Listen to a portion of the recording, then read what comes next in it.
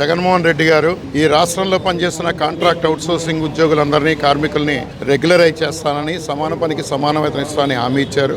ఈ రెండు కూడా అమలు చేయలేదు. ప్రత్యేకించి విద్యుత్తులో పనిచేస్తున్న కాంట్రాక్ట్ కార్మికులందరినీ కూడా తెలంగాణ తరహాలో డిపార్ట్మెంట్లో అబ్జార్బ్ చేస్తున్నారు. రెగ్యులర్ ఉద్యోగులతో సమానంగా జీతాలు ఇస్తున్నారు. ఈ రోజు దాకా కూడా అమలు చేయనందువల్లే ఇవాళ మా నిరసన తెలియజేస్తున్నాం. ఈ నిరసనకి ముందే ఎలక్ట్రిసిటీలో ఉన్న సబ్స్టేషన్ల దగ్గర, ఎస్సీ ఆఫీసుల ముందర ధర్నాలు నిర్వహించాం. గత 4.5 ఏళ్లుగా అధికారుల దృష్టికి తీసుకెడుతూనే ఉన్నాం. ఈ వారంలో కూడా తీసుకెళ్ళాం. మేము ప్రభుత్వానికి తెలియజేస్తూ ఉంటాం తప్ప అంతకంటే మాట్లాడుతుంది ఏది కూడా లేదు. పెరుగుతున్న ధరలకి, ఇస్తున్న జీతాలకి పొలికే లేదు.